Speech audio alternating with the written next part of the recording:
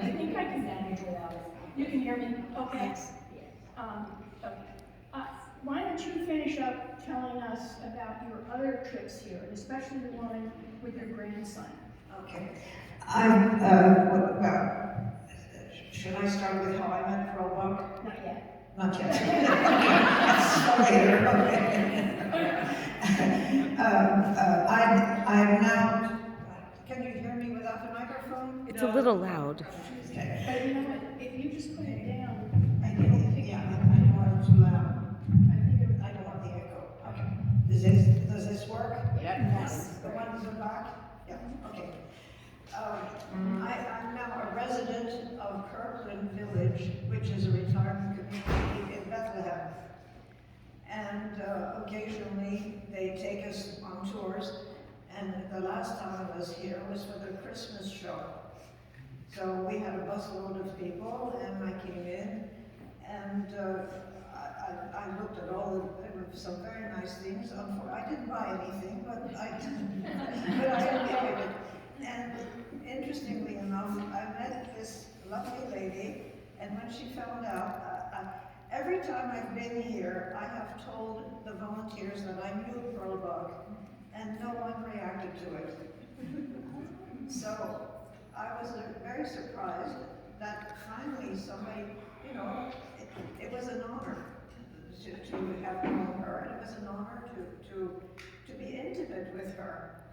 And finally, somebody reacted to it. That's great. So And here you are today, which is terrific. I think it's, you know, I loved her, and every time I come in here, I get tears in my eyes because I just, she was such a beautiful person, and I want to do whatever I can to preserve her memory. Absolutely. I've read most of her books. My daughter Lisa has read most of her books. I have preached Pearl Buck books to anybody that could. I've taught English, I've taught, so anyway, Pearl Buck was a very important person in my life. And as long as I'm around, I will praise Pearl Buck. As long as I'm around, I will sing her glory. Wonderful. And so we'll begin, okay? So we cannot speak to the previous times when you did not connect, but you finally did connect. And we're thrilled and honored to have you here today. And I'd like to begin with some questions, not about Pearl Buck, but about your background. Okay. All right? So why don't you tell us, how did French become your first language? Because I was born in France. But Very simply. But your family was not French. No, my parents were Hungarian. They had left Hungary in the early 30s, or late 20s, because the life in Hungary was very difficult, and they felt that France had more to offer than Hungary. My father left first, and then eventually he went back to Budapest, met my mother. Well, actually his mother said, come back to Hungary and marry a Hungarian woman. You don't marry a French woman. So he was a good son, and he went back to Budapest and met my mother, and soon enough they were married and moved to France. My father was a woodworker. His specialty, he had a shop eventually he got a shop in Paris, and he would create fake antiques. He would take a piece of wood and make it look like it was prehistoric. I mean, he invented a number of finishes to make the wood react as if it had aged in the well. So he had a very, his work is in the Louvre Museum, and his work then eventually, he came to America in right before the war, and he had a round-trip ticket. His return ticket was for the day the war was declared. Okay, so let's back up a little bit. Tell us a little bit about your childhood in France. Okay, well, I was born in Paris of Hungarian parents, and my early days were spend in Paris. We had a lovely apartment. My father was very successful in France. And eventually, the war came around. So father had left right before the war, and mother was stuck in Paris with a shop and 2 babies. I was 6 years old, my sister was just a year old. And the war, the German occupation, the shop, everything that was going on during the war was no food to be had. The grocery stores were empty. It was occupation. It was very difficult. Fortunately, the people in the countryside the churches organize adoption centers where people in the country who had room and who wanted to could ask for children, city children, to come and live with them. And I was 6 years old, 6 years old. My sister was very much younger. And eventually we were taken in by school teachers in a tiny village in south of the Loire River. The Loire River is where all I don't know if you know, about middle of France, and it was just south of there. And this was a 2-room schoolhouse. She taught the little ones and he taught the older ones. I think that by the age of 13 or 14, that was the end of schooling in those villages. So we were taken in by, again, the churches organized, and we were only supposed to stay there 1 summer. We ended up staying there 3 years, which meant that they took care of us. There was very little food. There's not much meat on a sparrow, and occasionally we would eat sparrows because there was nothing else to eat. Or if a local farmer would kill a pig, then they would give a ham to the school teachers who did not have animals. So people helped each other. And I don't know this for sure, but I believe that the husband was a member of the underground because he had built himself a radio station, a radio receiver rather, and he would listen to the BBC broadcast from England that around noontime when the classes were over, he would put his earphones on and listen to the BBC with broadcast news in French, so that he knew what was going on. And occasionally people would come in and stay overnight and then disappear the next day. People who were being rescued or people who were being smuggled. I was a child, I didn't know, except that I was aware that there were these people around. I was aware of the radio, the clandestine radio. Sure, yes. So that was wartime, and it was a very difficult time. So then, when the war ended, then what happened? Okay. Well, when the war ended, what happened? First of all, we left this little village and went back to Paris. And my mother had not heard from father because the mail did not go through during the war. Letters from the United States to France did not, there was no communication. But in the meantime, my father had friends who had joined the American Army, and these tall, handsome American soldiers would come with messages and packages, care packages, cigarettes for mother, chocolates for us, whatever he could bring, he would bring for us, and also news of our father. So that was the liberation. It was a very important event. So, and then you met your father in New York? The Yes. family met your father Yes, in New York? eventually we had a number of visits to the American Embassy, and one of the things I was 8 years old, 10 years old, whatever.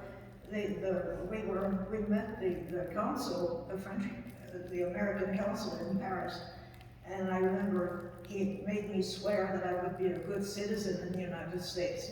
So, you know, as a child, I've tried to live up to that. Well, we're very happy about that, yes. So how did you then get to Bucks County? That's another story. Well, we want to know. All right. Fast forward many, many years. I married a young man that I met in New York, but who happened to live in Lidditz. You're familiar with Lidditz, okay? I had no idea where Lidditz was, except for one thing. The first summer that we spent in the United States, my sister and I, my parents decided that we had to learn English. Of course, we spoke no English whatsoever. And he had, when he first arrived in this country, he worked with people from Red Lion in Pennsylvania. Are you familiar with Red Lion? Mm-hmm. It's not far from here. So he spent his first stay in the United States in Red Lion, and that's where he learned English. So when we arrived, he said, "Oh, I know what I'm going to do with my daughters. I'm going to send them to Red Lion." Mm-hmm. So my sister and I arrived in Red Lion, not speaking a word of English.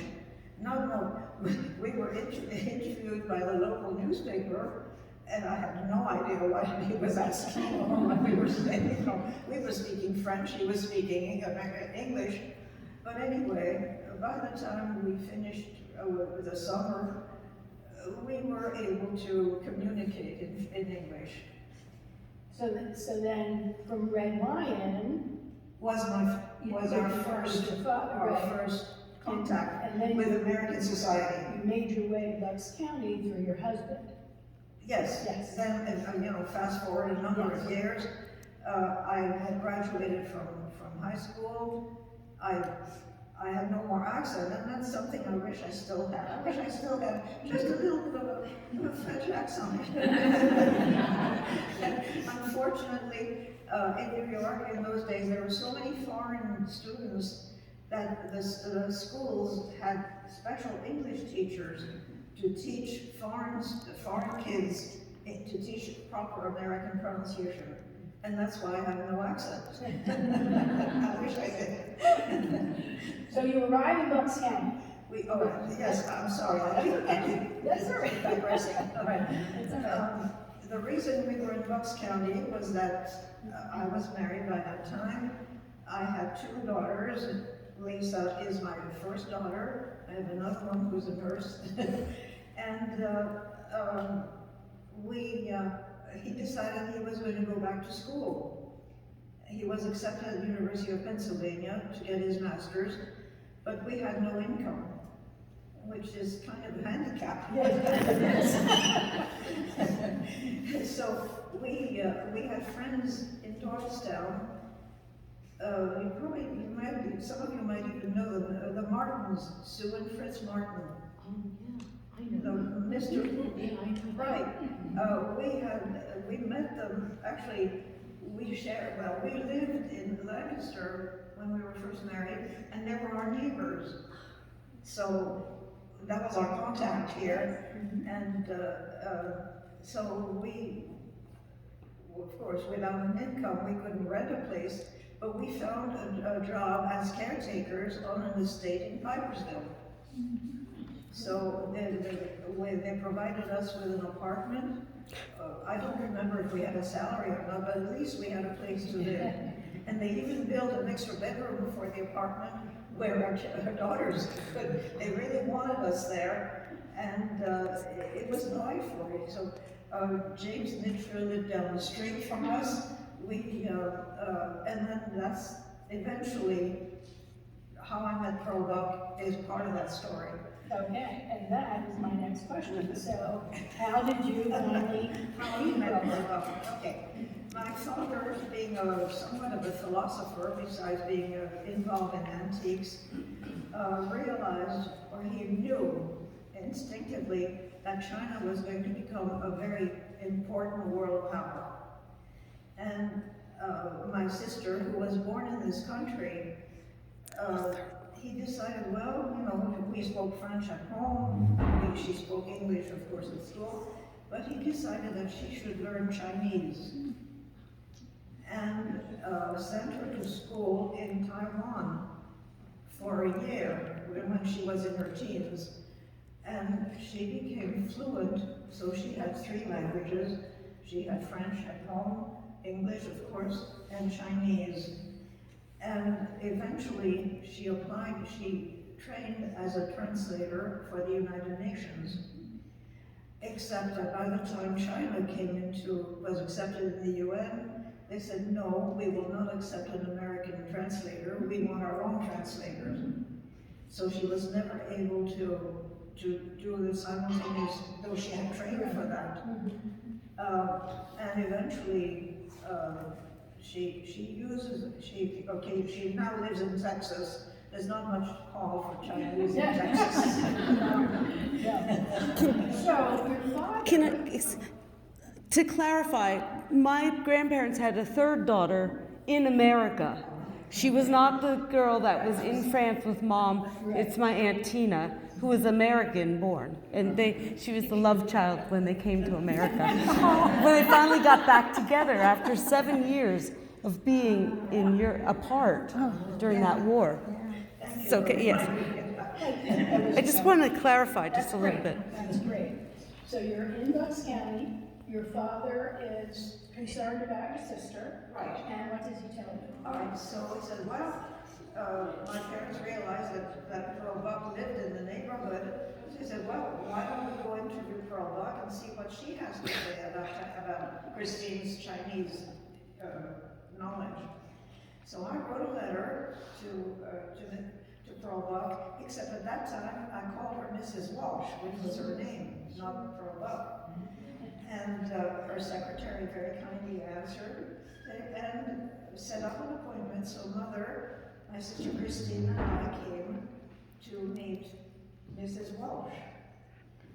And it was a fascinating, she invited us into her home, and we sat in the library.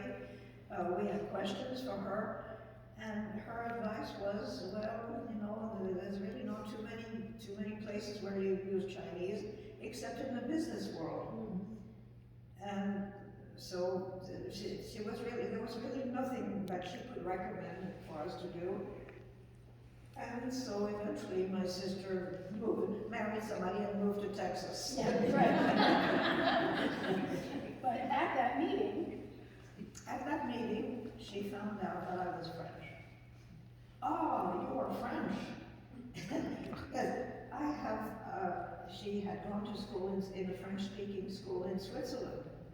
And she said, I have nobody to speak French to. And I really need somebody, because I'm losing my French, I'm forgetting it. Would you consider coming to visit me once a week and speaking French to me? Would I consider it? I would consider it an honor. I was totally flabbergasted. Pearl Buck wants me to be her teacher? So I came week after week after week. I would arrive here about 6 o'clock, knock at the door. Either she would answer the door or one of the girls, the girls were still at home. And we would either sit in the library, or if she was tired, she would be in her old nightgown and housecoat, and we'd go up to her bedroom, and I would sit on one of the chairs, and she'd be in her bed. And I said, well, this week I read such and such a book, tell me about the characters. And that's how our conversation kept going. So that was the plan. You had read a book each week? Well, that was my idea. Right, yeah, that's right. Rather than have just a nonsense conversation, I felt that it was important to have a topic of conversation. So we talked, and she would tell me about how she came to think about she knew all the characters in her book were people that she had known. People that she had had contact with, people that she had befriended, and the circumstances, the topics that she wrote about were events that had occurred, that she was familiar with. And so you talk about, one time you told us about how she was dressed, and you talk about one time you're at the door and you're ringing the bell, nobody answers. Who answered? Eventually, yeah, the girls were out. I didn't know this, but the girls were out. So eventually she came down to the door in her nightgown and her dirty bathrobe. And her hair was almost cute. I mean, I really knew her intimately. And what was on her face? Oh, yes, correct. Thank you. Right, I mean, this was the real Pearl Buck. This was the real, actually, the real Mrs. Walsh. Right. And what was on her face? What was on her face? Oh, cream. All cream. Yeah, well, right. I was part of the family, I guess. There was certainly no sitting on any informal anything. It was all No, informal. it was very Yes. informal, you know. And then sometimes she would chose the topic. If she couldn't think of something, I would think of it.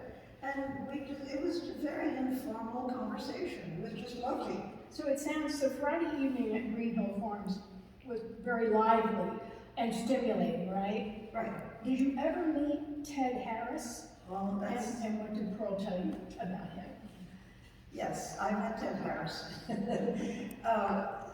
This was actually it was towards the end of our relationship, because he kind of took over, whenever he came with dance instructors from Arthur Murray. Arthur Murray, thank you, yeah. And they would bring, I don't know if it was records or a band, but they would meet in the barn, and she would invite different people, and he would teach. He was hired by her to teach dance lessons to her daughters, not to her. Mm-hmm. And eventually, she said, well, I want to learn to dance too. So he would come every Friday, and I kind of resented that, because my time with her was no longer one-on-one. He was interfering with my French lessons. Right. But what did she say about him? She trusted him tremendous. I mean, I think in her own way she was in love with him. I mean, there was a big age difference, but she allowed him, she gave him control of her property in Philadelphia. And around that time, the Philadelphia magazine had a big write-up about how abusive he and his friends were in that property. And yet she forgave him everything. She never accused him of anything. Oh, well, he's, that's who he is. She just, so I felt badly about that, because I had read the Philadelphia article, and I knew what was going on, but she was, I guess you have to say she was in love with him. I don't know how else to explain it. Well, and you said she told you she was very lonely. Yes, She yes. talked about that. We would talk about the relationship between men and women. We would talk about just about anything. And she admitted to me that she was a very lonely person. She had a lot of people, business friends, but as far as she did not have a woman friend. Most of her acquaintances were men, and I think she missed the friendship that women have with one another. She was basically, and I like to think that maybe I was kind of her friend, that she was able to confide in me, she was able to talk to me about some very, very personal feelings that she had. So that in a way, I might have helped her somehow, I don't know. Oh, I'm sure you did, and I'm sure that was very special. You talked about when we met in the library. You talked about We very often talked about the relationship between men and women, the relationship,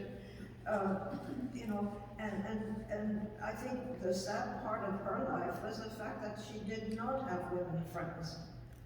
That I'm sure that all of us have women that we confide in, women that we enjoy, whose company we enjoy. It's a different relationship than between a man and a woman. And yet, all she had were businessmen who were controlling, who were organizing her fortune, her money, because she was a wealthy woman. And so I think that in a way, she relied on my friendship to help her, to cope with life. Absolutely, I think it was a high point to that Friday to meet you. And then you talked about meeting in the library, and then she talked about her second husband, Mr. Walsh. Right. We discussed husbands yes, and relationship between men and women. She told me about her first marriage, that she had married him because he was handy, he was around, he was in China, he was also involved he was involved with the agricultural development of Chinese agriculture, and he was probably the only available man around at that time for her. So she married him, but she told me that as soon as they lived together, she knew that he was the wrong man for her. She realized that he was not her equal intellectually, he was not her equal emotionally, so, and then they had the daughter who was handicapped, so it was not a happy time for her. And what about her second marriage? That was a good marriage. She loved her second husband. I mean, he was wonderful. He was her equal, her intellectual equal. He was an editor, and so he knew books. He knew life. He was her equal, and she really loved him very much. And she told me about his death and how sad she was, and how it was very difficult for her to let him go. He was in the library for a long time before she allowed him to be buried. She just hung on to him. He understood her. He was good to her. They were equal, intellectual, emotional. And they wanted children. So this is when she couldn't have any more children. She had the one daughter who was handicapped. She could not have any more children. So this is when they decided to start adopting. And he was quite willing and quite happy with the children they adopted. And so when you talked, you said that you learned so many things from Mrs. Walsh. Probably you learned more than she learned from you, right? So I just thought, I'm just going to give you some topics, Okay. And you can tell us. So how about when she talked about writing and the American critics? What did, That was her big bugaboo. If I can use that You word. can certainly use that word. American critics were prejudiced. She was a woman, and she could not write the way men write.